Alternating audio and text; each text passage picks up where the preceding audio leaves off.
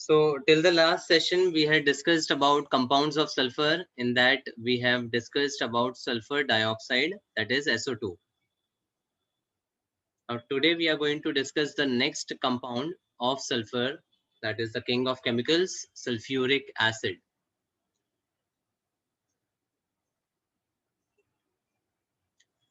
So as we all know, sulfuric acid is famously prepared by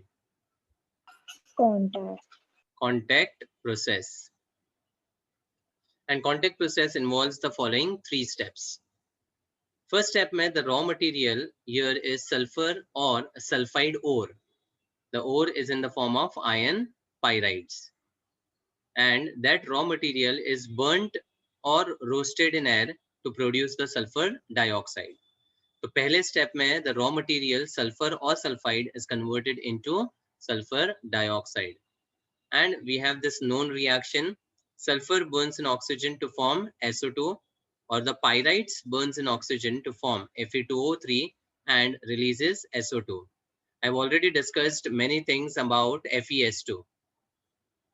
Can someone just summarize FeS2 के बारे में? Quick. It's like gold. It's like fake gold. It's fool's gold. Fool's gold.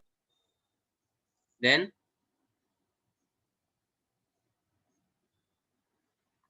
or charge of sulfur is -1. the sulfide over here is in the similar form as peroxide. So it basically exists as S2 minus 2. S2 minus 2, or the sulfur has an oxidation number of -1. Okay? And in FeS2, one more thing, both the elements are undergoing oxidation. Iron is oxidized from ferrous to ferric, and pyrite is oxidized from -1 to +4. ठीक है, तो ये तीन चीजें हैं फूल्स gold के बारे में which you need to remember. Okay. The first step में sulfur is burnt or roasted to form sulfur dioxide. Next is sulfur dioxide is oxidized catalytically with oxygen to sulfur trioxide in the presence of V2O5 catalyst, vanadium pentoxide. ये D block में भी discuss किया था that vanadium, a D block element in the form of V2O5, is used as a catalyst in contact process. And here we are with the step where SO2 is oxidized in presence of V2O5 to form SO3. Okay. Now this reaction is actually reversible. Reaction reversible hai. So I need to shift the equilibrium on the right hand side, and to shift the equilibrium I need to think about LCP. Le-Chatelier's principle, chemical equilibrium concept. बराबर. तो अब based on the temperature consideration, how do you decide whether this reaction is favorable at high or low temperature?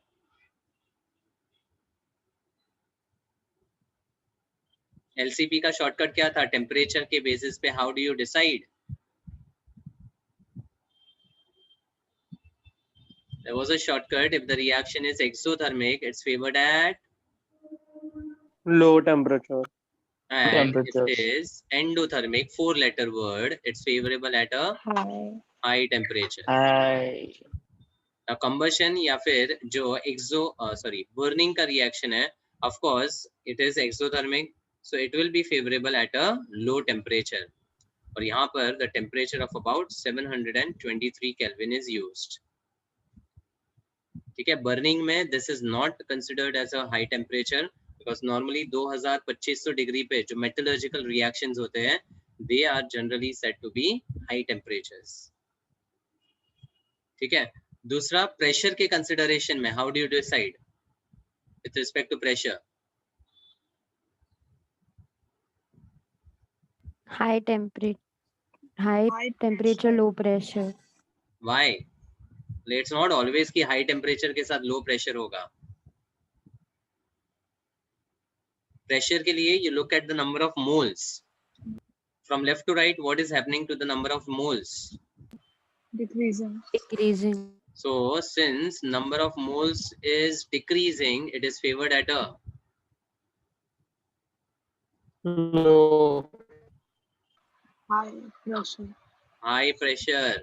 अगर moles घटेंगे तो pressure high favourable होगा, moles बढ़ेगा तो pressure low favourable होगा. ये सिंपल शॉर्टकट ट्रिक है. Exothermic is favoured at low temperature, endo at high. Pressure के लिए just look at the moles. From 2 + 1 3 it is decreasing to 2. जब डिक्रीज होता है तो प्रेशर हाई होना चाहिए. तो finally for making this reaction shift to the right hand direction, I need to have the condition of LTHP, low temperature and high pressure, of about 2 bar, and these will be called favorable conditions for maximum yield of SO3 as per Le-Chatelier's principle. समझा? ये दो statements लिख कर रख दो. LCP बहुत काम आएगा whenever we talk about any reversible reaction. A straightforward question solve करने का ट्रिक है ये.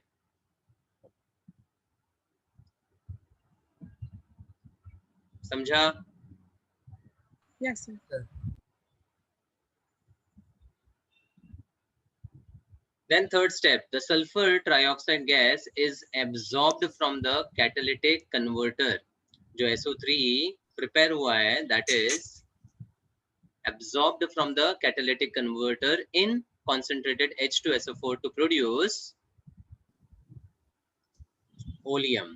So SO3 is absorbed in H2SO4 to form H2S2O7. और उसके बाद oleum का dilution करते हैं to give the sulfuric acid of desired concentration. So the dilution is done in such a way that जितना concentration अपने को sulfuric acid का चाहिए, उसके basis पे the dilution is controlled. And the purity of sulfuric acid obtained by contact process is very high, 96 to 98%, and that is why this is the commercial method to prepare H2SO4. समझा? Yes, sir. Summarize करने के लिए, the sulfur or sulfide, that is pyrites, was first converted into SO2 by roasting या burning. Then SO2 was burnt again to form SO3, but क्योंकि reaction reversible था, we thought of applying LCP. And finally, this reaction was favorable at low temperature and high pressure.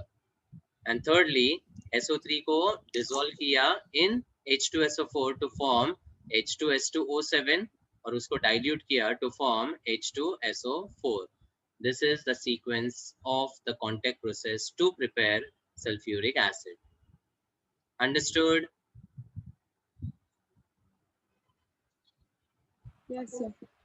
And this is the flow diagram for the manufacture of sulfuric acid. तो जो हमने just पढ़ा है, you just look at the flow diagram.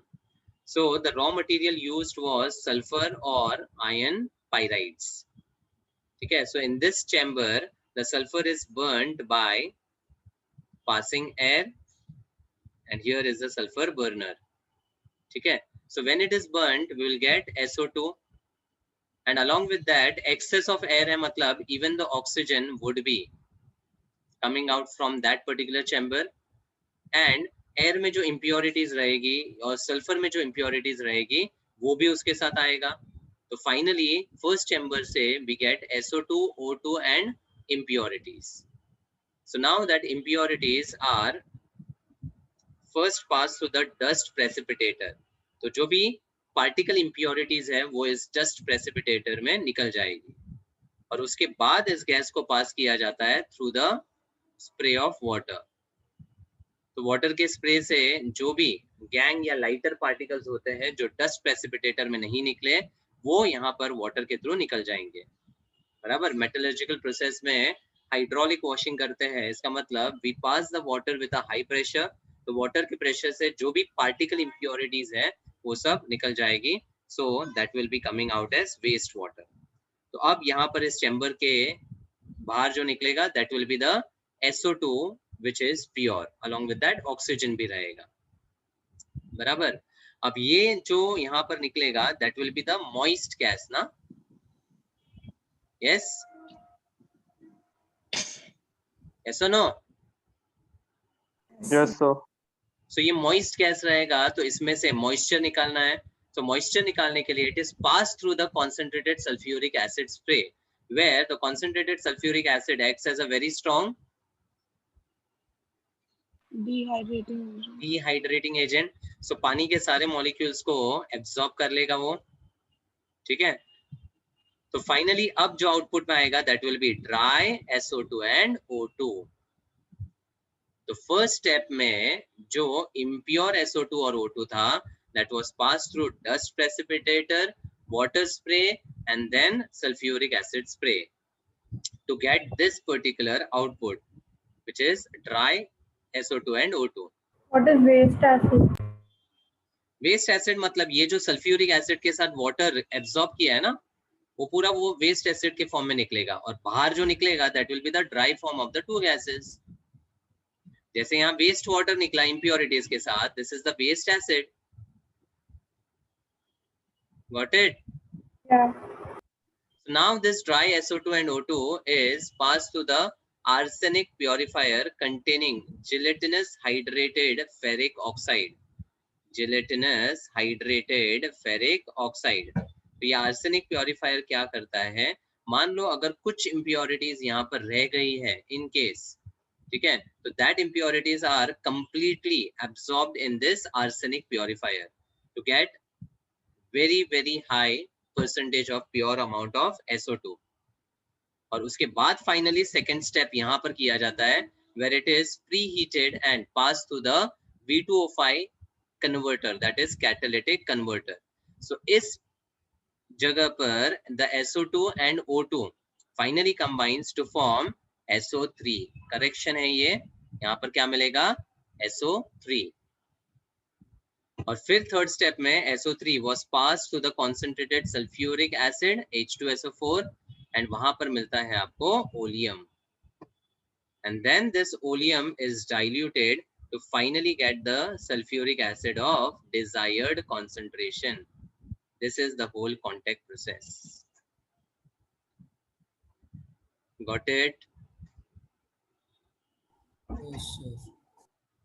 This flow diagram can be asked for 2 marks। आप इतना artistic diagram नहीं बनाओगे तो भी चलेगा, you can just make the boxes and write what they indicate, like the first chamber was a sulfur burner, उसके बाद dust precipitator को पास किया, then there was water spray, concentrated sulfuric acid spray, then arsenic purifier, preheater, catalytic converter and finally into the sulfuric acid to form oleum। ठीक है, छोटे छोटे boxes भी बना सकते हो आप and just show the connectivity from one chamber to another chamber, that's it. It should be understandable,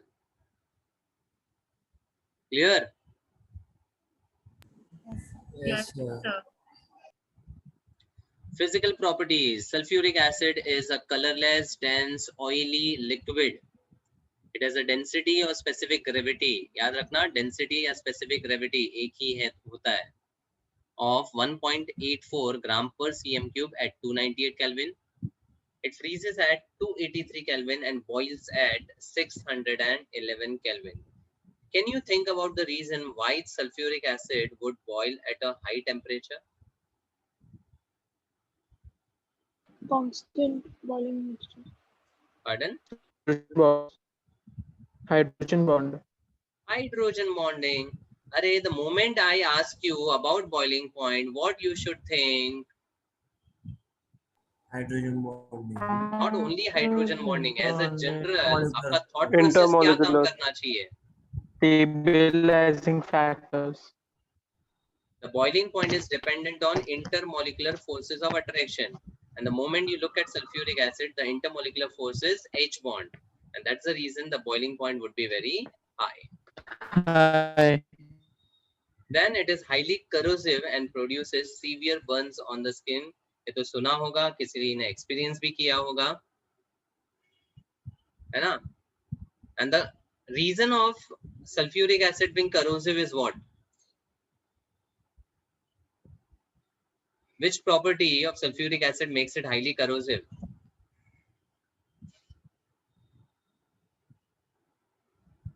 Sulfuric acid जब skin पे गिरता है तो why it produces burns? Dehydrate.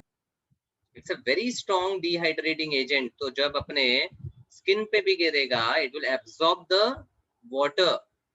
Because of that, the skin starts burning. And also, sulfuric acid reacts with the protein of skin. और क्योंकि वो react करता है, it converts into the compound which is yellow. इसलिए वो yellowishness आ जाता है when sulfuric acid is accidentally put on the skin. Clear? Skin turns yellow. So that's the reason of corrosiveness.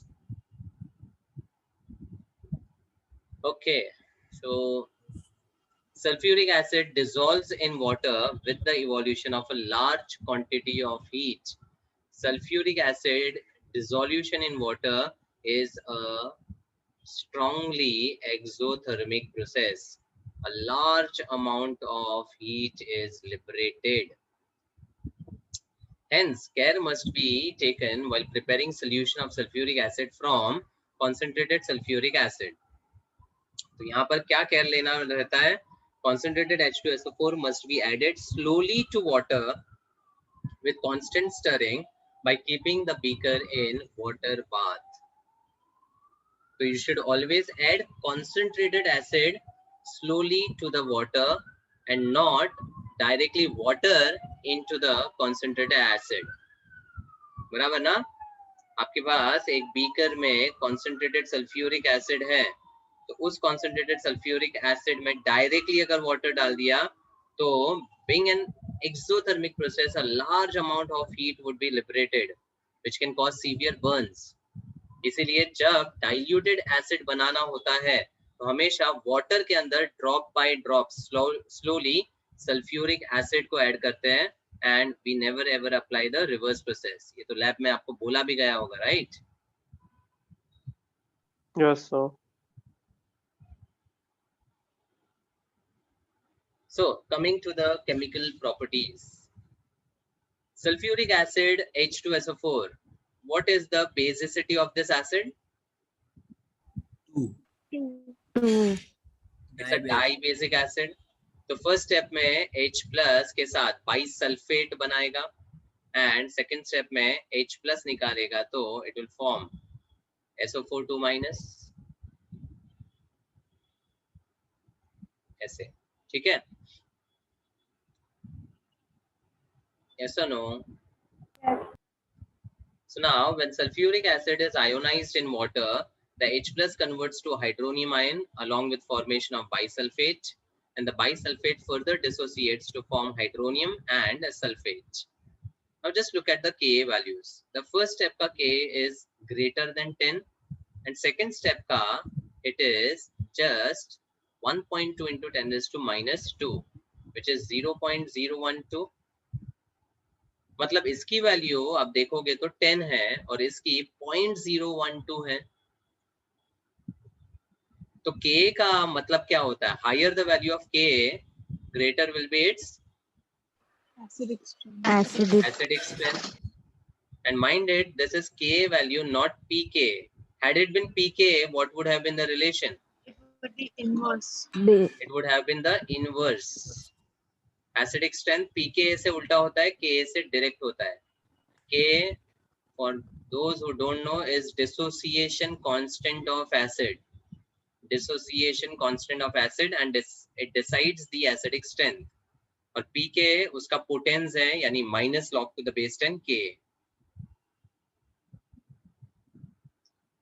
So the greater value of Ka means that sulfuric acid is largely dissociated into H plus, and therefore sulfuric acid is a very strong acid. But uska first H plus is dissociated quite easily. Second H plus is not dissociated that easily. Second H plus के लिए the dissociation constant is very low, indicating For second H plus का dissociation, some amount of energy is definitely required. इसलिए याद रहेगा तो whenever we use cooled concentrated sulfuric acid versus warm concentrated sulfuric acid, and कोई metal इसके साथ react कर रहा है, तो cold condition में what type of salt is formed? A bisulfate or sulfate? Bisulfate. ये हमने D block में देखा है, if you remember. और warm condition में when the energy is supplied, you will get a sulfate salt.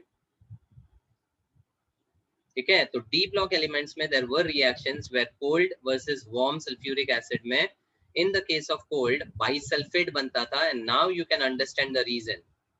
First H plus is very easily dissociated, but second H plus के लिए कुछ amount of energy required होता है. इसलिए जब sulfuric acid warm condition में use करते हैं तो ही sulfate का salt बनता है. Understood?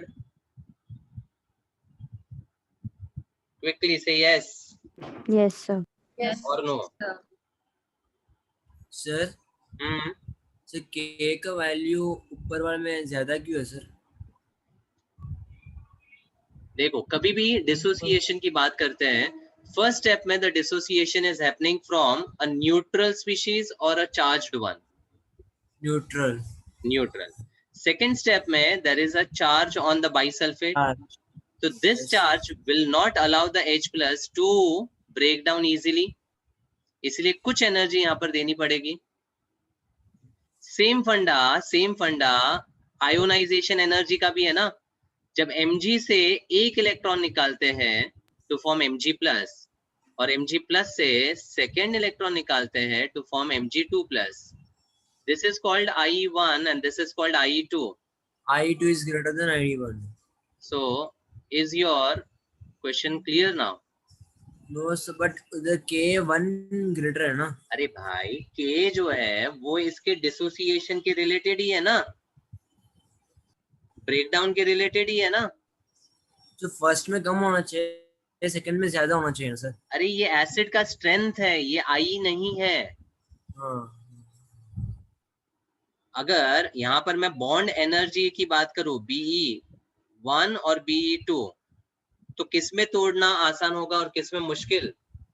B1 में इजी है, B2 में टफ है. तो Be1 का वैल्यू H2SO4 के लिए क्या होगा? लो की हाई? लो होगा ना. तो अगर लो होगा यानी आसानी से H प्लस निकल रहा है, इसका मतलब K की वैल्यू बहुत ज्यादा होगी. हाँ समझा सर. समझा? हम एनर्जी की बात नहीं कर रहे हैं, हम स्ट्रेंथ की बात कर रहे हैं. और कोई भी एसिड में पहला H प्लस निकालना हमेशा, कोई भी स्ट्रॉन्ग एसिड में first H plus removal is always easier and its K value is always higher. तो यहाँ पर ये K फर्स्ट का K1 है और सेकंड का K2 है, and I can right much greater. समझा? बोलो. हाँ sir. Then reaction with metals and non-metals wherein sulfuric acid shows its oxidizing property. Okay, listen now. Copper as a metal dissolves in sulfuric acid to form a salt. Along with that, there is a release of SO2 and formation of H2O. अब यही reaction अगर मैं zinc के साथ पूछूं, zinc के साथ क्या होता है? साल्ट बनता है. पूरा रिएक्शन बताओ. ZnSO4 plus H2. H2 gas ना. H2, yes. ठीक है. और वही कॉपर के साथ जब H2SO4 रिएक्ट कर रहा है तो कॉपर सल्फेट तो बन रहा है, बट हाइड्रोजन की जगह वाटर बन रहा है और सल्फेट में से SO2 रिलीज हो रहा है. ये दो रिएक्शन समझा पहले तो.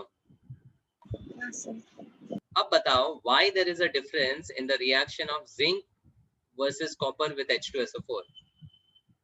Copper is low in the metal reactivity series. Below Lower than H. Don't tell with respect to reactivity series. हम यहाँ पर electrochemical series की ही बात करेंगे. Reactivity series आपने पढ़ा था 10th में, but अब we have upgraded it to electrochemical series. So tell me with respect to that. zinc is lower than hydrogen in the EMF series, so in metals higher displaces. Lower This is how they are displacement. placed. Yes. Now tell me what is the rule of displacement. So for metals, lower displaces higher. Metals which are placed below can displace the metals which are upper. और मैंने एक simple statement दिया था, lower displaces upper. Everyone क्या बोला? Lower displaces Lower upper. Lower displaces upper. So SHE in the form of H plus. Is the zinc displacing H plus statement correct? Yes. Sir. Yes, sir. But can copper displace H plus? No, sir. This reaction is not feasible. So अब if you look at this reaction, in the reaction of zinc with H2SO4, ZnH plus को displace करके H2 release कर रहा है. लेकिन copper के case में this displacement reaction is not possible. तो कॉपर के केस में सल्फ्यूरिक एसिड का कौन सा बिहेवियर दिख रहा है?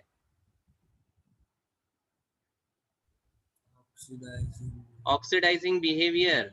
तो आप ऐसे सोचो कि जो H2 रिलीज होना था that was actually oxidized and converted to,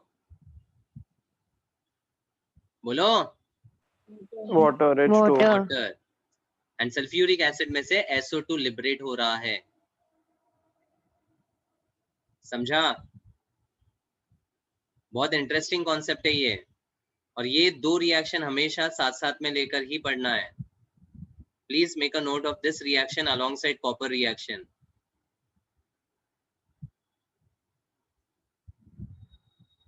so now ध्यान से सुनो, वेरियस क्वेश्चंस यहाँ पर क्या क्या आ सकते हैं वो बता रहा हूँ. In this first reaction, which species is undergoing oxidation and which is undergoing reduction? Zinc is undergoing oxidation.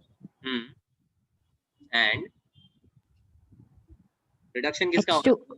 H2, H2 का reduction. H2SO. H2 का रिडक्शन नहीं बोलते हैं. H2SO4. SO4.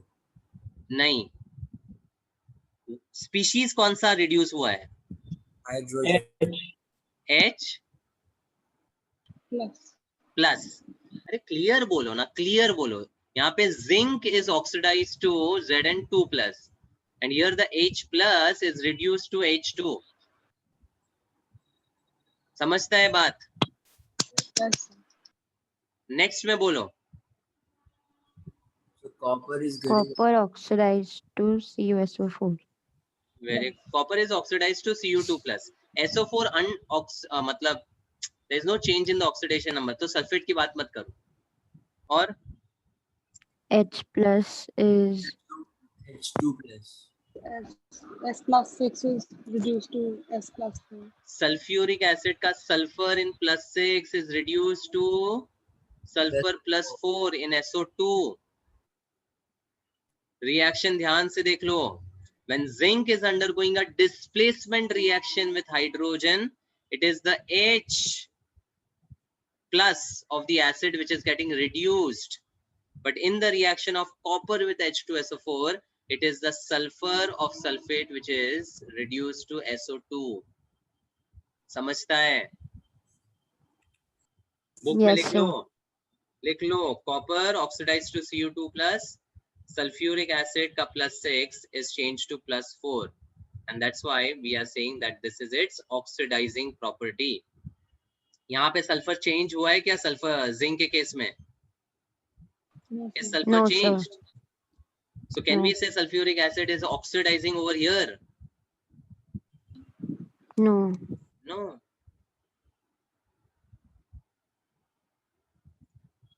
दो सिंपल रिएक्शंस है बट उसमें जो फंडा है वो बहुत इंपॉर्टेंट है। इलेक्ट्रोकेमिकल सीरीज को भी कनेक्ट किया, डिस्प्लेसमेंट के रूल को भी बताया, रिडॉक्स को भी कनेक्ट किया यहाँ पर। Clear? Yes, sir.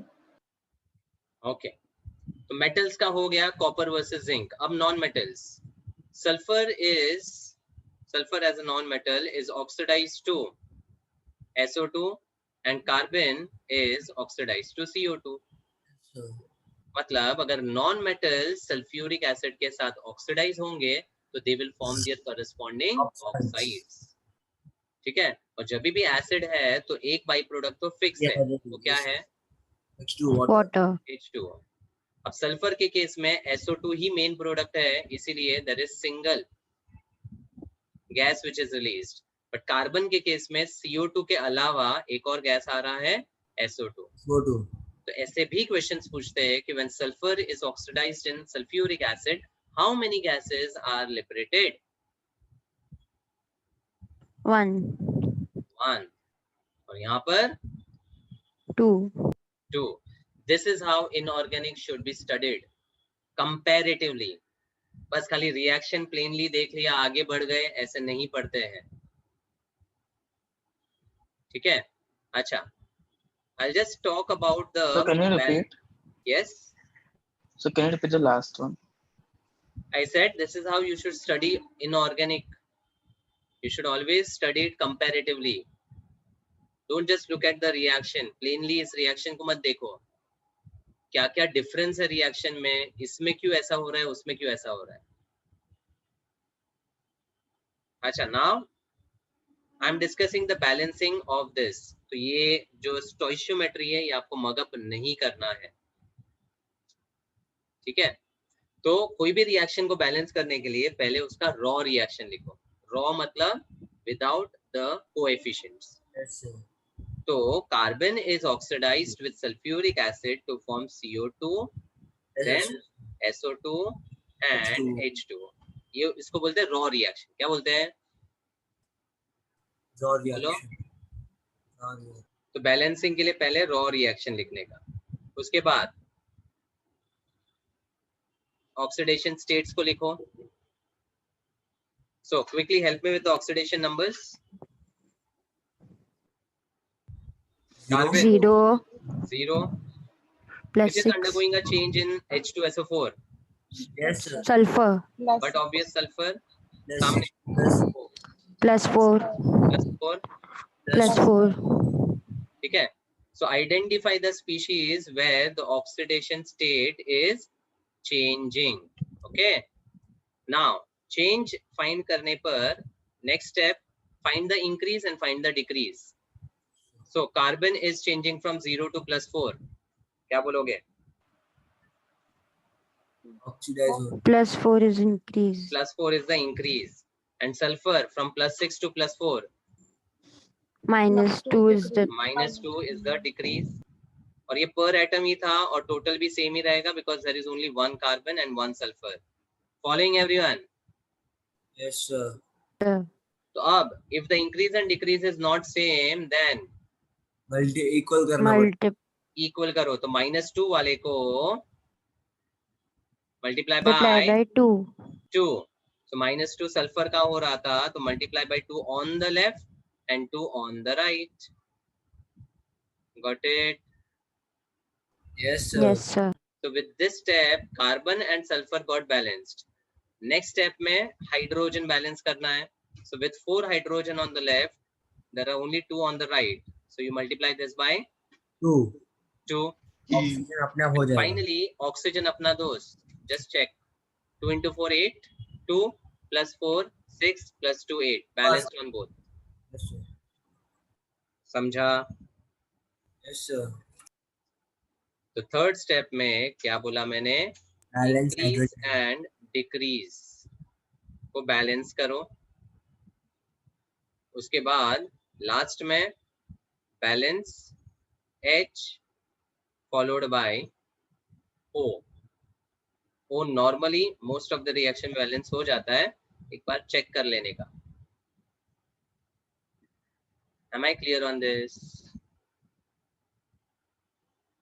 This is balancing trick.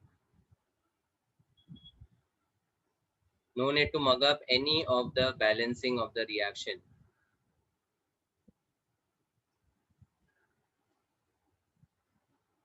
Clear? Keep noting down the important sir. things. Note करते रहो.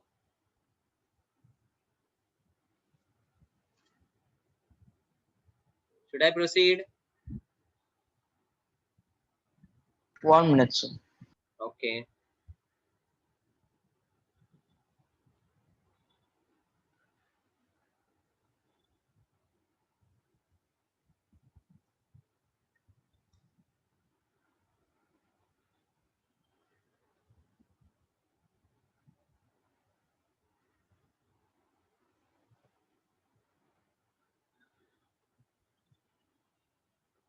सिग्नल देना मुझे. Yes, sir. Done. Okay. Others are also requested to note. Okay, next. Oxidizing properties of sulfuric acid depends on its concentration and temperature. In dilute solution at room temperature, sulfuric acid behaves like HCl, oxidizing metals that stand above hydrogen in the EMF series. Oxidizing metals that stand above hydrogen in the EMF series. Understood the statement? बोलो. Yes, sir. ठीक है, तो dilute solutions में sulphuric acid का strength HCl के बराबर होता है. But if it is a pure acid without dilution, then it is very, very strong oxidizing acid. Very, very strong. Next, Fe with H plus gives you Fe2 plus and H2. Fe भी SHE के नीचे है, तो जब Fe को sulphuric acid के इसमें dissolve करेंगे, so will sulfuric acid behave as oxidizing agent over here? No. No, No. sir. Displacement. Fe displace करेगा H plus को to form FeSO4 and H2 would be released. यही चीज मैंने zinc के form में आपको बताया. Got it? Yes, sir. Then hot concentrated sulfuric acid is a better oxidizing agent than the dilute cooled acid. It oxidizes metals like copper.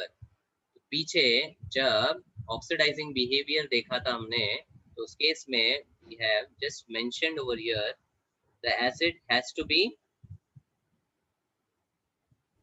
concentrated. और इस case में हमारे पास अगर dilute acid होगा तो भी reaction करेगा. Fe के साथ dilute H2SO4 also would work in the case of displacement, but when it behaves as oxidizing, there it needs to be highly concentrated and at a high temperature. समझा? Yes, sir. Yes.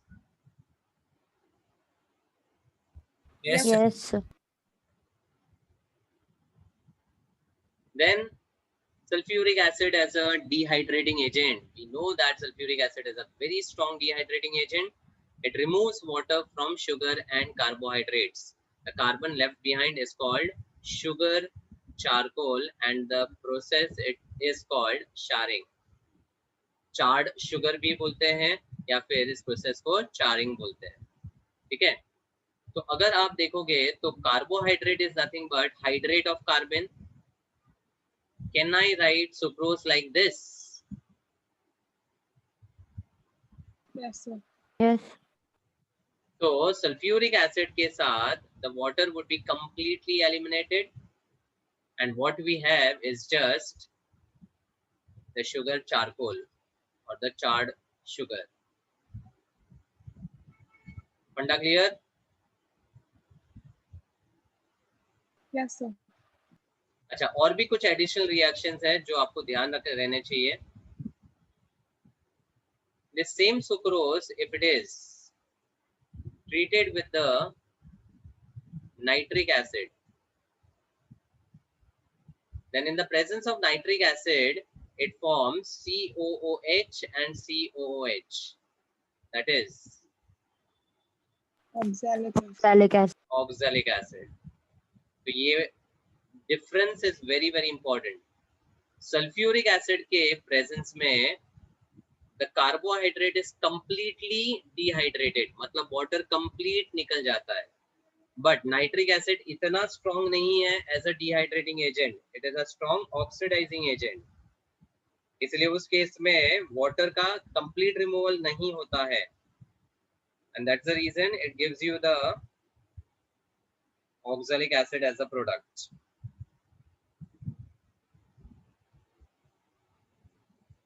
समझा?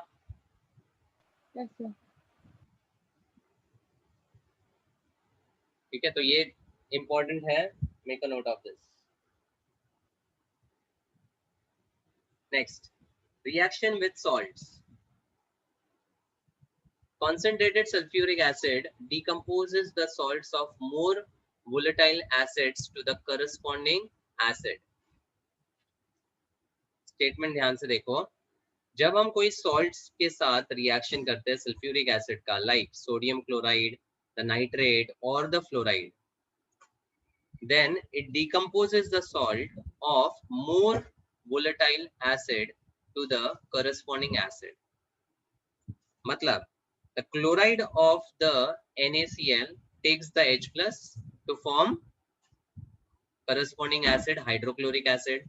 Nitrate combines with the H plus to form nitric acid. Fluoride combines with the H plus to form the hydrofluoric acid. तो sulphuric acid salts को decompose करके उसके corresponding acid में convert कर देता है. जैसे NaCl is a salt of hydrochloric acid, so the corresponding acid is HCl. Nitrate is the salt of nitric acid. Fluoride is a salt of fluoric acid.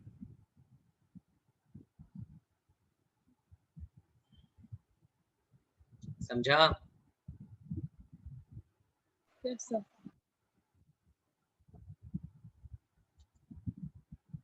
Then what is the action of concentrated H2SO4 on HBr and HI? Sulphuric acid जो कि एक बहुत strong acid है, उसका reaction with comparatively weaker acids like HBr. What do you think will happen? HBr gets oxidized. So here the sulfuric acid will behave as a very strong Oxidizing H. oxidizing acid. तो oxidizing acid क्या करता है? HBr के Br minus को oxidise करेगा into Br2 and itself will reduce. और जब भी सल्फ्यूरिक एसिड रिड्यूस होता है क्या देता है? Water. SO2 And plus H2O तो बनना ही है.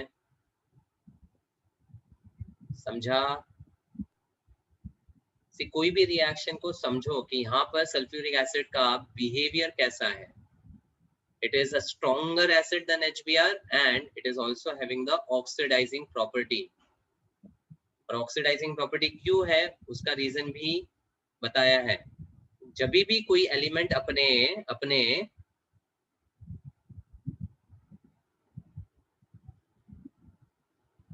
बोलो, whenever element is in its max oxidation state, it will behave as a very strong oxidizing H. Minimum oxidation state में रहेगा तो उससे नीचे नहीं जा सकता है, तो it will behave as a Reducing H. और अगर किसी का ऑक्सीडेशन स्टेट बीच में है तो it can behave as Both. इससे सिंपलेस्ट ट्रिक आपको नहीं मिलेगा. मैक्सिमम में ऑक्सीडाइजिंग एजेंट, मिनिमम में रिड्यूसिंग एजेंट. सल्फर के रिलेटेड कंपाउंड्स की बात करूं, H2SO4, यहाँ पे H2S और यहाँ पे SO2. बस तीनों concept with example. Clear? Yes, sir. Again inorganic में ट्रिक्स और कॉन्सेप्ट्स रिलेट करना बहुत इंपॉर्टेंट है. You can't mug up all the reactions which are given in the inorganic chemistry. There are concepts related to the understanding. Finally, the uses. Sulfuric acid is a very important industrial chemical. It's used in the manufacture of fertilizers. And fertilizers में normally sulfates होता है. That's why sulfuric acid is used in the manufacture of fertilizers like ammonium sulfate, superphosphate, lime of sulfate, and so on. In the manufacture of pigments, paints, and dyestuff intermediates. Petroleum refining. एक और compound petroleum refining के लिए use होता था.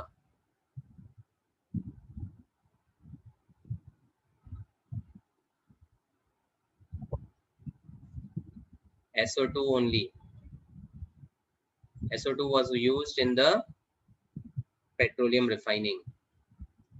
In detergent industries, क्योंकि जो detergents होते हैं वो सल्फोनिक एसिड सॉल्ट्स होते हैं. Sulphonic acid salts. तो केमिस्ट्री इन एवरीडे लाइफ में सल्फोनिक एसिड पढ़ा है ना हमने. बोलो. Yes, sir. Sodium lauryl alcohol which was converted into the lauryl sulfate. तो जो lauryl sulfate होता है that is used in the detergent industry. Then in metallurgy for cleaning of metals, electroplating and galvanizing. Storage batteries, lead accumulator हमने पढ़ा है जहां पर lead and the lead dioxide were dissolved in electrochemistry. 38% H2SO4. SO4, yeah. थोड़ा recollect करो. As a very important laboratory reagent and in the manufacture of nitrocellulose products. What is nitrocellulose used as? So for explosives. Yes. Nitro compounds are very, very strong explosives. Gum cellulose भी बोलते हैं, nitrocellulose भी बोलते हैं. ठीक है. और एक नाम गन कॉटन सुना है? सुना है कि नहीं? नहीं सर. गूगल करना गन कॉटन, मजा आएगा देखने. तो सेल्यूलोज जो होता है उसको नाइट्रेट करके नाइट्रोसेल्यूलोज बनाते हैं और वो जो नाइट्रोसेल्यूलोज कंपाउंड रहता है दैट इज एक्सप्लोसिव. मतलब just with the heat also it can explode. Just with little amount of heat also it can explode.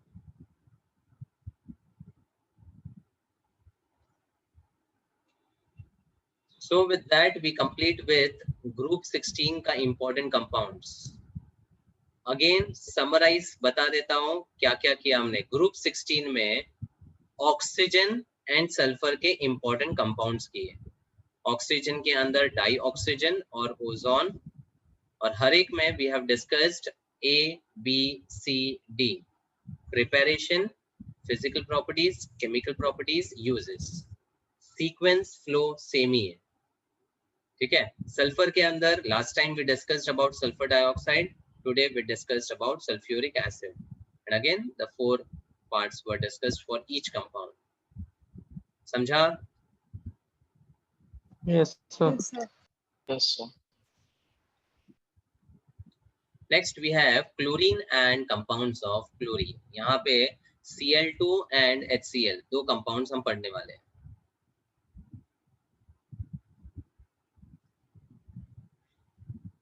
So, some important information about chlorine. Chlorine was discovered by Scheel. Mark it, important. Chlorine was discovered by Scheel, a German-Swedish chemist in 1774 by the action of HCl on MnO2. इसका reaction भी पढ़ेंगे हम आगे, but एक factual statement याद रखो. Chlorine was discovered by Scheel and it was by the action of hydrochloric acid on MnO2. In 1810, Davy established its elementary nature and suggested the name chlorine on account of its color. Chlorine का नाम उसके colour के ऊपर दिया गया है, wherein in Greek chlorus का मतलब होता है greenish yellow, which is a color for Cl2 gas. Okay. Yes, sir. Now the preparation method. Chlorine can be prepared by the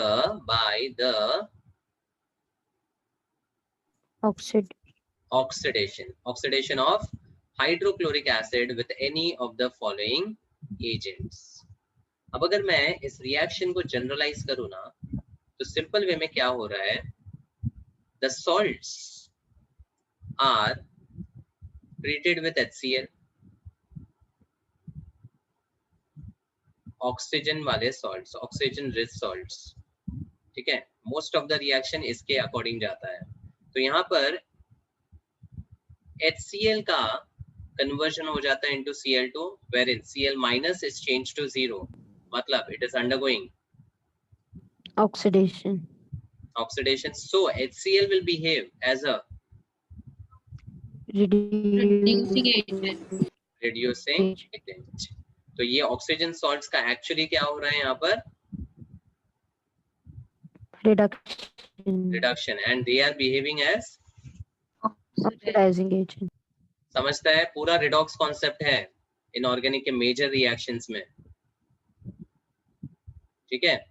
plus hydrogen किसी भी एसिड का है तो एक बाई प्रोडक्ट तो बनना ही है, एंड दैट इज वाटर, ठीक है। और यहाँ पर I can write the reduced product, चलेगा ना। जो ऑक्सीजन वाला सॉल्ट है as an oxidising agent will undergo reduction, जो भी रिड्यूस्ड प्रोडक्ट यहाँ पर मिलेगा that will be one of the by product. अब अगर ये जनरल स्टेटमेंट आप फॉलो करते हो तो रिएक्शंस बहुत आसान है। क्लियर, नोट करते जाओ।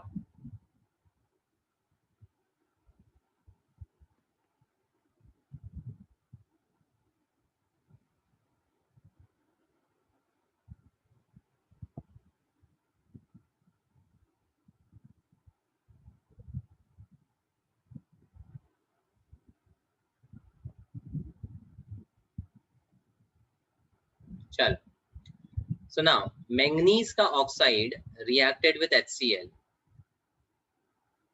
ठीक है। तो the oxide of manganese here is reacted with HCl, where HCl का chloride changes to Cl2, acid है तो वाटर तो बनना ही है, and the Mn का +4 is changed to MnCl2, so the reduced product here is MnCl2. These are the fixed products ना, ठीक है, बोलो जल्दी। Yes, sir. Then potassium permanganate, ये ऑक्सीजन वाला सॉल्ट है, तो पोटेशियम परमैंगनेट HCl के साथ Cl2 और H2O तो देगा ही, और Mn का +7 से Mn का +2 रिड्यूस्ड प्रोडक्ट मिल रहा है। और potassium will not undergo any change because fixed oxidation number है, तो उसका नॉर्मल सॉल्ट बनता है KCl का। समझता है? Yes, sir. ओके, चलो इसका मैं बैलेंसिंग बता देता हूँ आपको। तो बैलेंसिंग के लिए first step everyone, Raw reaction. so now we understand that KMnO4 reacts with HCl to give KCl plus MnCl2 as the two products plus Cl2 and H2O as the fixed products. Yes or no? Yes, sir. Next step, बोलते जाओ। Oxidation state. change. Oxidation state उन्हीं का लिखना है जहां पर change हो रहा है। तो हमें पता है Mn is changing from +7 to +2. and chloride is changing from, -1 to 0. उसके बाद write the increase and decrease. How much is the increase? +5. Increase +1. +1. -1 to 0 +1, that is per atom, but chlorine कितना दिख रहा है? 2. यहाँ पर Cl2 है तो यहाँ पर भी ट्वाइस करना पड़ेगा। तो यहाँ पर आप बोलोगे there is increase of chlorine +1, but 2 atoms के लिए the total will be +2. ठीक है, बाकी क्लोराइड्स को नहीं देखना है because they are not undergoing the change. जिसका चेंज होता है उसके लिए नंबर ऑफ एटम्स सेम होने चाहिए, तो 2 Cl और यहाँ Cl2, बाकी हम बैलेंस करेंगे, समझा? Yes. Then Mn is changing from +7 to +2, so -5 decrease. into number of atoms 1 1, इसके लिए -5, करेक्ट? yes, तो अब 2 वाले को multiply Multiply by by 5. 5 and 5 वाले को, Multiply by 2. तो 5 वाले को 2 से, यानी Mn को दोनों तरफ 2 से मल्टीप्लाई कर दिया, और इसको 5 से मल्टीप्लाई करना है, मतलब this 2 will change to,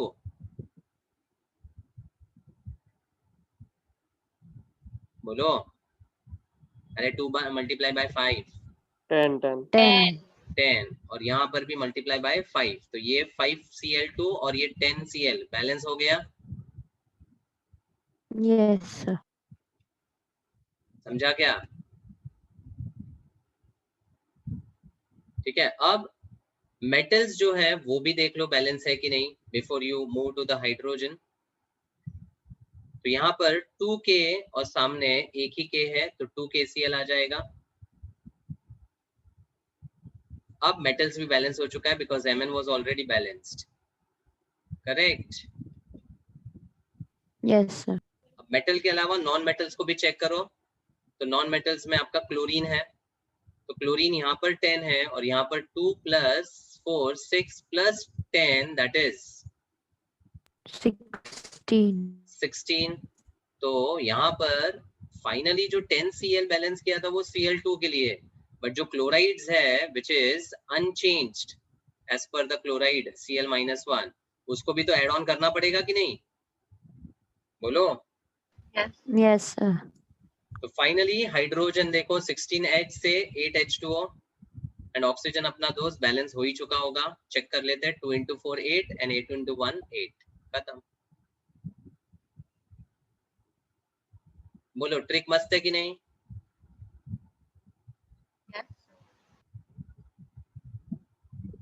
सब जगह नहीं मिलेगा, देख लो वापस। क्विकली बता देता हूँ, पहले रॉ रिएक्शन लिखने का, साथ में एक बार ट्राई करो, चलो सब लोग। So K will form KCl, Mn will form MnCl2 plus the fixed products as per the general reaction I have given Cl2 and H2O. लिखा?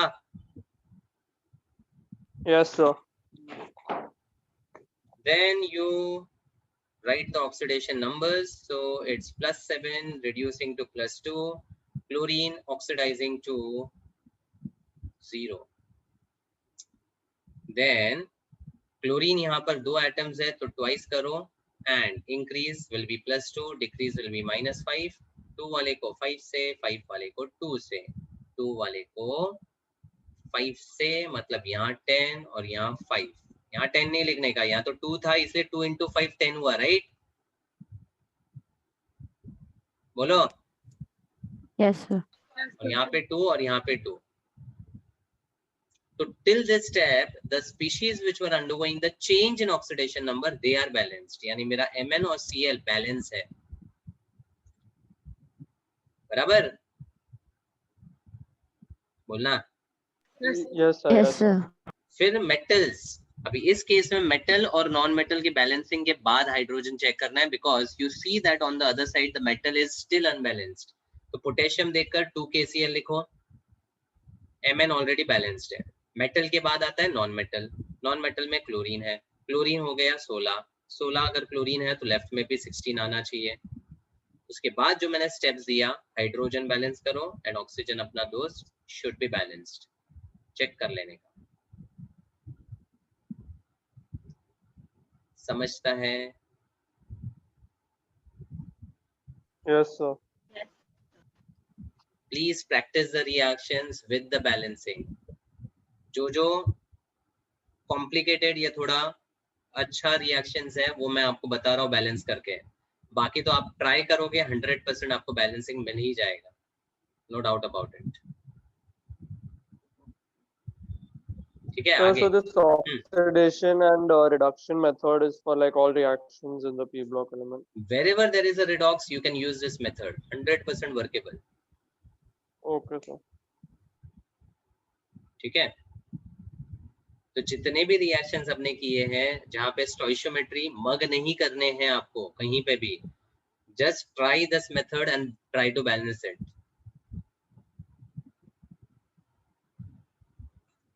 Okay. Yes, sir. Chlorine can also be prepared by the action of concentrated sulfuric acid on a mixture of sodium chloride and manganese dioxide. The reaction takes place in 2 steps. तो NaCl chloride reacts with H2SO4. ये reaction हम already देख चुके हैं, ये देखो Reaction with soil. वह sulphuric acid NaCl को डिकम्पोज कर रहा था और क्लोराइड के सॉल्ट को अपने करस्पॉन्डिंग एसिड में कन्वर्ट कर रहा था, बराबर है ना? Yes.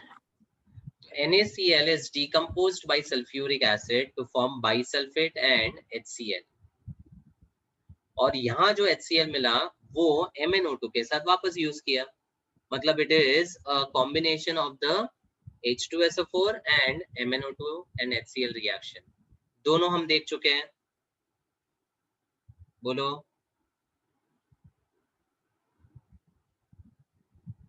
यस और no? Yes, sir. Yes, sir. Finally आप दोनों को एड अप करोगे तो आपको ये मिलेगा नेट रिएक्शन। नेट रिएक्शन में क्या दिख रहा है? When NaCl reacts with MnO2 in the presence of H2SO4, how can you understand is H2SO4 decomposes NaCl to form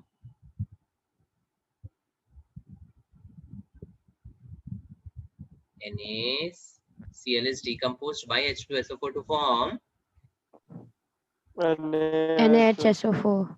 and HCl. और वो HCl MnO2 के साथ MnCl2 और अपने फिक्स्ड प्रोडक्ट Cl2 और H2O दे रहे हैं। तो अब अगर मैं रॉ रिएक्शन लिखने बोलूं तो लिख सकते हो ना? Yes? Yes, sir. Yes, sir. Yes. Then the chlorine manufacture on a small scale is done by Decon's process. नाम important है। Chlorine manufacturing on a small scale by Decon's process.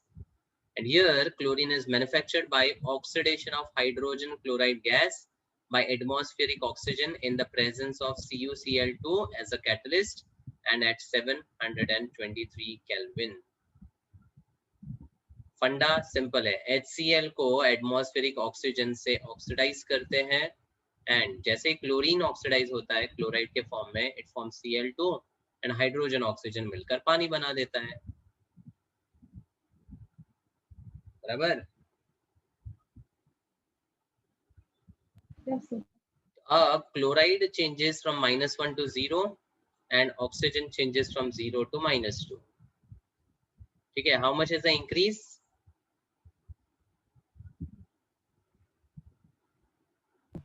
+1. Still you haven't understood what I am doing. It should be +1 into 2. How much is the decrease?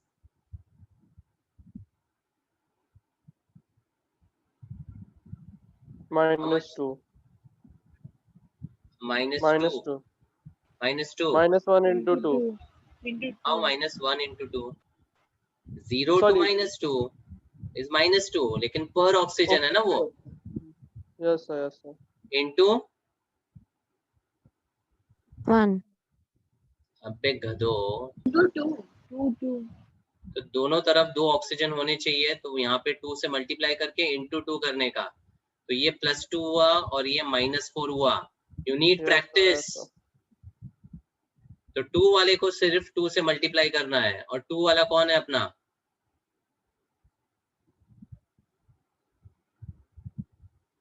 2 वाला HCl है तो 2 से multiply किया तो 4 और यहाँ पे भी 2 से मल्टीप्लाई करो. Now just look at the balancing.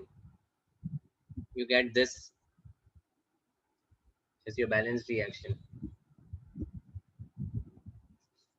Whenever you write -1 or +1, they are always per atom. एक atom के लिए होता है. But when you are writing the total increase, total decrease, it is for whatever number of atoms are present. Is that clear? Yes, sir. Then electrolysis process. ये तो electrochem में पढ़ चुके हैं हम. By electrolysis of brine, which is concentrated NaCl solution, chlorine is liberated at the anode. और मेरा electrolysis का process हमेशा क्या बोलता है? The electrolyte will break down into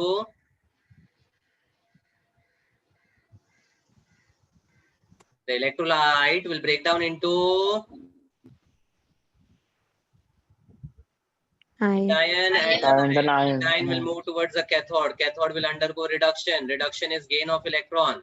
Anion will move towards anode. Anode पे होगा oxidation. Oxidation is loss of electrons. And since here we were using Na plus, Cl minus, H plus and OH minus, there is a competition which ions are going to undergo discharge. So Na plus versus H plus में H plus. H plus. और Cl minus versus OH minus में. Cl minus. तो solution में क्या रह जाएगा? Na plus OH minus. Plus and OH minus. Caustic soda का preparation method भी है ये. It is giving you H2 gas, greenish yellow chlorine gas, and the solution will have the leftover of caustic soda. Caustic. So I have class actually at 3:45. Can I leave? Okay.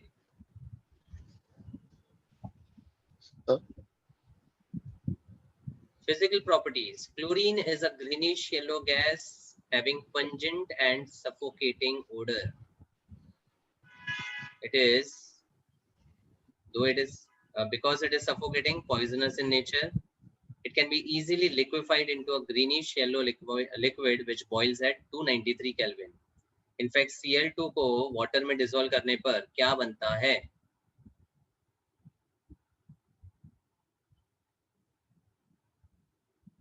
HCl plus HClO. And this HOCl is a very strong oxidizing agent. SiOD में बताया हुआ है. Group 17 oxy acids. So this nascent oxygen is responsible for oxidation property of chlorine, and it is also responsible for converting coloring matter into colorless. That is called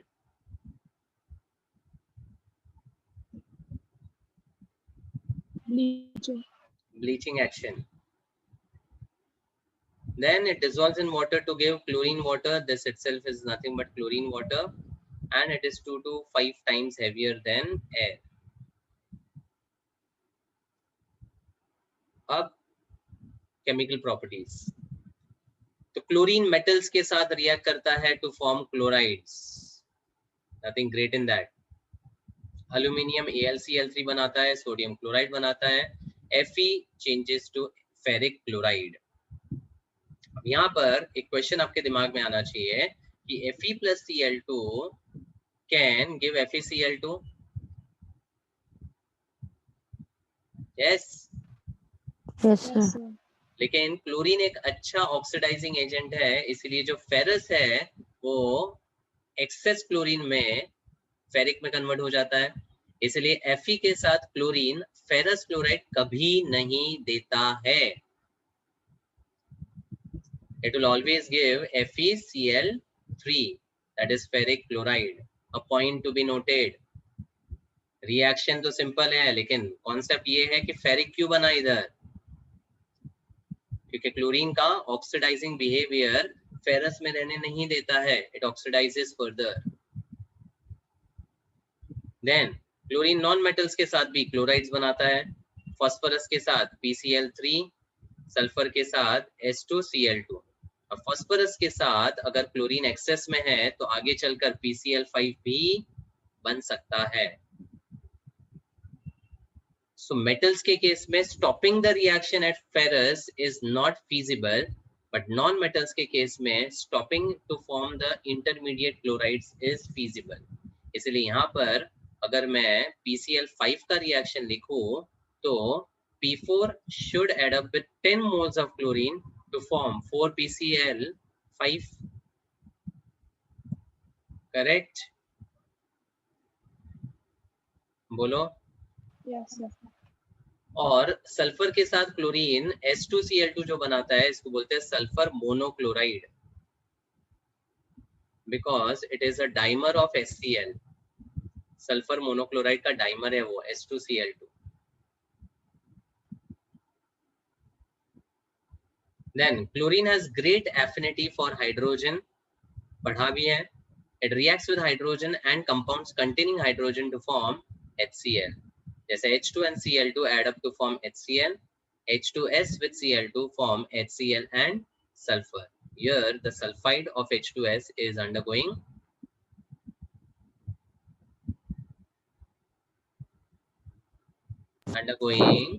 Oxidation. thus proving again that chlorine is a good Oxidizing agent. बार बार वो property hit हो रहा है, बस उसी को आपको समझना है. अमोनिया के साथ reaction, 2 cases and both are equally important. Chlorine when reacted with excess of ammonia gives ammonium chloride and nitrogen, but chlorine जब खुद excess में होगा तो अमोनिया के साथ NCl3 देता है, which is called nitrogen trichloride. एक बार फिर से NH3 plus Cl2, 2 cases. अगर अमोनिया एक्सेस में है तो अमोनियम क्लोराइड बनेगा एंड N2 रिलीज होगा. लेकिन अमोनिया के साथ क्लोरीन अगर एक्सेस में है तो it's a simple substitution reaction जहां पर जितने भी H है all will get chlorinated to form NCl3 and HCl. Similar to methane reaction. Can you recollect? Methane plus Cl2 CCl4 देता है. Yes. तो सेकेंड वाला वही फंडा है, एक्सेस ऑफ क्लोरीन. लेकिन क्लोरीन जब लिमिटेड में होगा ना तो इंपॉर्टेंट अमोनियम क्लोराइड और N2 देता है.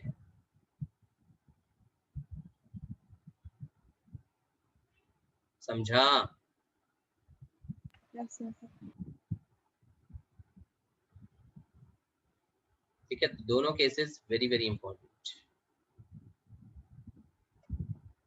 देन अल्कली, ये पार्ट बहुत ज्यादा इंपॉर्टेंट, बहुत बहुत important.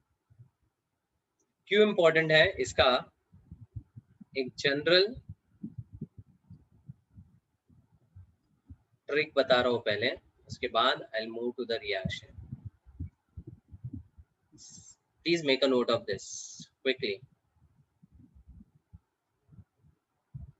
Second period element of group 15, 16, 17 reacts with alkali and undergoes a self redox reaction which is called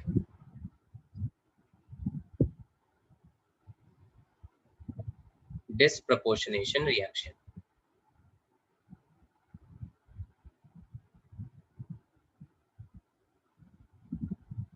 Second period elements of group number 15, 16, 17, whenever reacts with an alkali, it always undergoes a disproportionation reaction.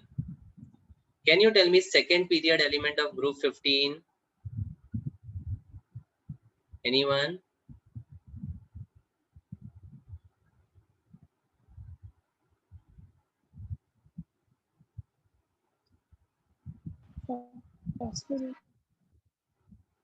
Sorry, second नहीं, third period. Second element, third period का element. Phosphorus. Phosphorus. How does it exist? P4. P4. And when it reacts with alkali in presence of water, any idea about this reaction? PH3 plus H3PO4. It forms phosphine plus Na2HPO2, which is a salt of NaH2PO2, which is a salt of H3PO2, hypophosphorus acid. तो P4NaOH के साथ aqueous solution में phosphine बनाता है plus sodium hypophosphite बनाता है. ठीक है. Now look at the reaction carefully. The phosphorus is in zero oxidation state, P4. सामने if you calculate pH3, P is -3, Minus. and the P in this salt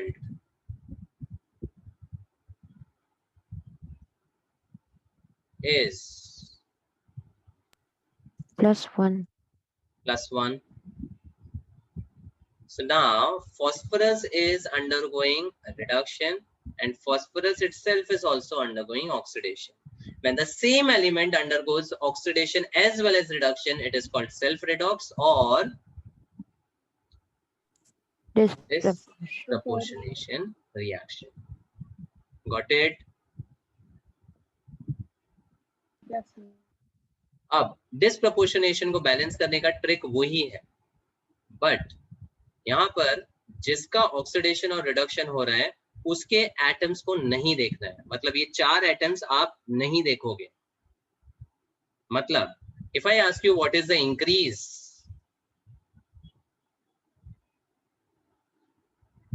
what is the increase?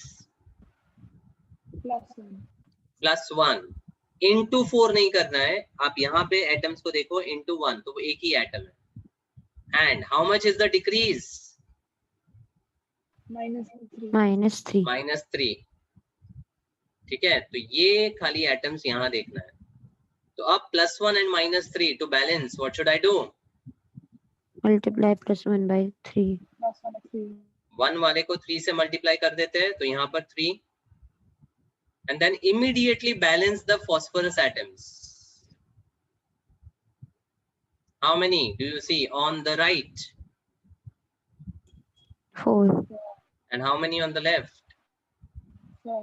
4. Nothing to be done. Phosphorus is balanced. जो main element था वो balance हो चुका है. उसके बाद metal है, तो you should always first balance the metal, non-metal, then hydrogen. अब sequence clear है? So metal में 3 सोडियम है, तो यहाँ पर भी 3 sodium balance. Non metal phosphorus already balance कर चुके हैं. अब बात है हाइड्रोजन की, तो H3 + 3 × 2 6 में से 3 गया, तो यहाँ पे 3 आ जाएगा. ऑक्सीजन अपना दोस्त, you can see it is already balanced. समझा? Yes, sir. Yes, sir. पूरा ऑक्सीडेशन नंबर्स के ऊपर फंडा है बैलेंसिंग के लिए, और कॉन्सेप्ट्स भी समझने हैं. तो ऑक्सीडेशन नंबर इंक्रीज डिक्रीज का फंडा समझो. Again and again I'm telling, do not mug up inorganic. If you try to do so, you will mess up in every reaction. Every reaction. चलो. So अब 15 की बात हो गई, 16 की बात करते हैं. 16 में थर्ड पीरियड एलिमेंट कौन? Sulfur. सल्फर. तो सल्फर को आप S लिख सकते हो या फिर it exist in the form of S8 ऑक्टाएटॉमिक. ठीक है. अब पूरे को मल्टीप्लाई बाय 8 कर दो तो आपको एसिड का रिएक्शन मिल जाएगा. प्लेनली अगर लिखना है तो you can write for S. When sulfur reacts with alkali, it will undergo disproportionation. So in the disproportionation, it forms sulfide and sulfite. Achha, what is sulfide? S-2. And sulfite. SO3 2-. ठीक है. तो अब sodium लगा दो तो Na plus हो जाएगा, the formula is Na2S, चलेगा? बोलो। Yes, sir. एंड यहाँ पर भी Yes, सोडियम का sir. सॉल्ट बनेगा तो Na2SO3, चलेगा? एंड प्लस हाइड्रोजन ऑक्सीजन है तो पानी मिलेगा। रॉ रिएक्शन लिख दिया मैंने, तो रॉ रिएक्शन को भी याद रखने का ट्रिक बता दिया है, सल्फाइड प्लस सल्फाइड ट, खत्म। बोलो, समझता है? Yes, sir. तो अब ऑक्सीडेशन नंबर्स की बात करते हैं। बैचलर इज 0, -2 एंड इधर कैलकुलेट करोगे +4। How much is the increase? 2 into 1. Plus 4. +4. 2 increase है। 4. इंक्रीज मतलब जो 0 से आगे बढ़ता है, नंबर लाइन में, नंबर लाइन में। ये देखो, ये 0 है, ये +4 है, ये -2 है। कितना इंक्रीज हुआ बोलो? +4. Plus 1. हाँ, ऐसे फालतू मिस्टेक्स मत करो। डिक्रीज कितना है? -2. -2 तो -2 वाले को into 2. Multiply by तो 2 से मल्टीप्लाई कर दिया। अब immediately balance home. Metal. Metal. नहीं नहीं नहीं नहीं, Non-metal. The sulphur. यहाँ डिस्प्रपोर्शनेशन जिसका हो रहा है उसको पहले बैलेंस करना है। जैसे यहाँ फॉस्फोरस ऑलरेडी 4 था, बट सल्फर यहाँ देखो कितना है, कितना है सल्फर ऑन द राइट, 3. तो 3 ऑन द लेफ्ट। ये आपने रिडॉक्स बैलेंस कर दिया है, ठीक है? अब जिसका चेंज नहीं हो रहा है उनको बैलेंस करना है। उसके लिए सीक्वेंस था मेटल, नॉन मेटल और हाइड्रोजन, ठीक है? Yes, sir. तो मेटल कितना है राइट में? 2. 4. हाँ, 6. 6 6 मेटल। फिर नॉन मेटल सल्फर तो बैलेंस कर चुके हैं हम। उसके बाद किसको करते हैं? Hydrogen. Hydrogen. 6 into H, और यहाँ पे कितना डालू? 3. और ऑक्सीजन अपना Friend. कौन है? ऑक्सीजन अपना Friend. देखो बैलेंस हो चुका है, समझा? Yes, sir. Yes, sir. So I talked about group 15, I talked about group 16, and now I talk about group 17, जिसका थर्ड पीरियड एलिमेंट कौन है? Chlorine. Chlorine. Which exists as Cl. 2. 2. And now when it reacts with alkali, it has to undergo Disproportion. अब यहाँ दो cases है, with cold and dilute alkali and hot and concentrated alkali. cold and dilute में एक salt तो fix है, कौन? NaCl. NaCl. NaCl. Now cold condition में you get NaOCl, which is a salt of HOCl. So can you name this salt?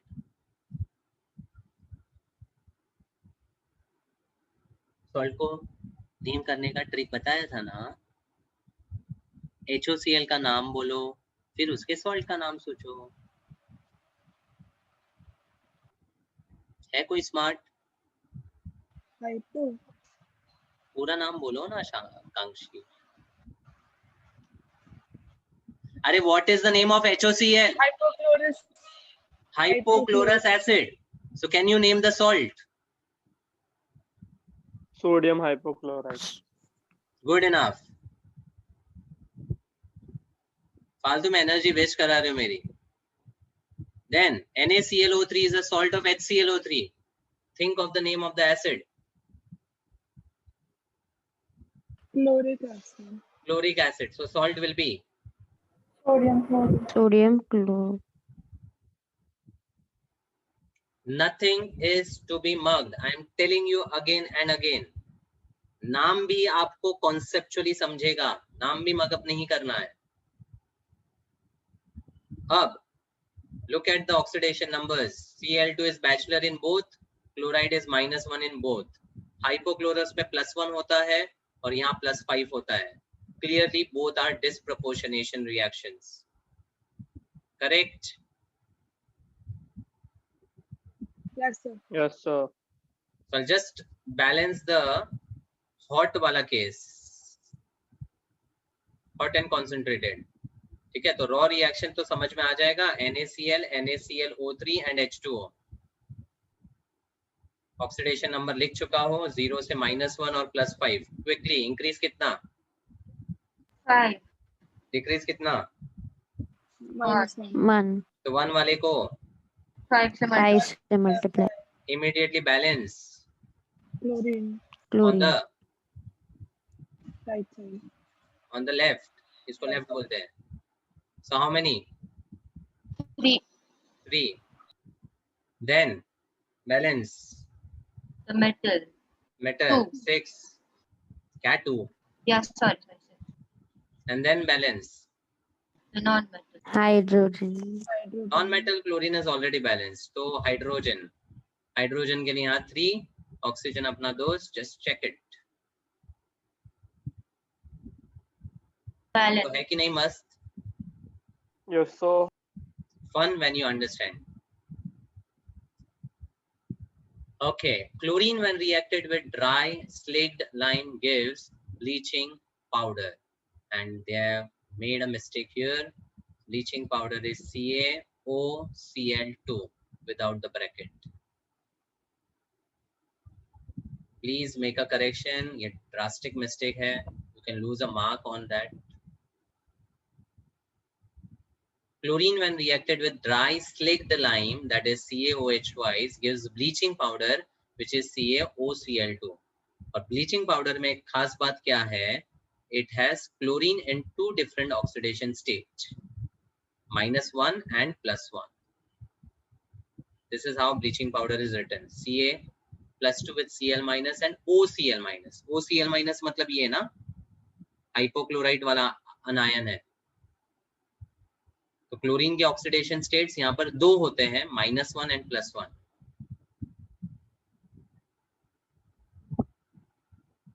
समझा? Yes, sir. You can refer the notes. I have given all this in detail. बढ़े आगे. Yes, sir. This slide was very, very important because I have covered everything in general with respect to group 15, 16, 17, the concept of disproportionation, its balancing. And I have talked about phosphorus, sulfur, chlorine का 2 cases. Total 4 cases discuss हो चुके हैं यहाँ पर. And ये एक specific case है कि dry slaked lime के साथ वो bleaching powder देता है. आगे हाइड्रोकार्बन्स के साथ chlorine reacts with saturated hydrocarbons to give substituted products and with unsaturated gives addition products. Alkanes में कर चुके हैं. क्लोरीन का अगर यूवी लाइट के प्रेजेंस में क्लोरीनेशन करेंगे तो you will get the substituted products, and across the double bond you will get the addition product or an adduct. Then chlorine as an oxidizing agent, it oxidizes ferrous, नाम से ही समझते हैं, ferrous to, बोलो, Ferric. एक आज ज्यादा हो गया है, and sulfite to sulfate. ठीक है, तो यहाँ देख लो, ferrous is oxidized to ferric, sulfite in +4 is oxidized to sulfate in +6. Then it oxidizes sulfur dioxide to sulfur trioxide, क्योंकि डाइऑक्साइड +4 में है तो SO3 बना सकता है. अब वो पानी के प्रेजेंस में SO3 किस में कन्वर्ट हो जाता है? H2SO4. इसलिए H2SO4. प्रोडक्ट में आप SO3 नहीं देखते हो, क्या देखते हो? H2SO4. और iodine to iodate, iodine to iodate, that's +5. Iodic acid का सॉल्ट ना. Yes, sir. So water के प्रेजेंस में, as I said, SO3 sulphuric में कन्वर्ट हो जाएगा और iodate converts to iodic acid and that's HiO3. In short, in 4 cases को याद रखना सिंपल है. Ferrous changes to ferric, sulfite to sulfate, sulfur dioxide to sulfur trioxide, iodine to iodate. बस ठीक है। Yes, sir.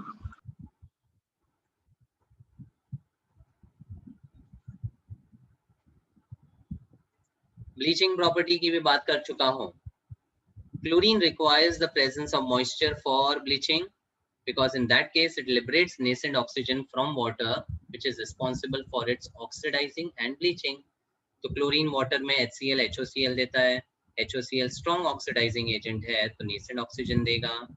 So chlorine will bleach vegetable matter or colored organic matter to colorless and that's called bleaching action. But bleaching by chlorine is permanent. Bleaching by chlorine is permanent. It bleaches cotton fabrics, wood pulp, litmus, etc. However, chlorine is not used to bleach delicate materials such as silk या wool, as it is a strong bleaching. Bleaching के अलावा इसका एक और property क्या है? Oxidizing.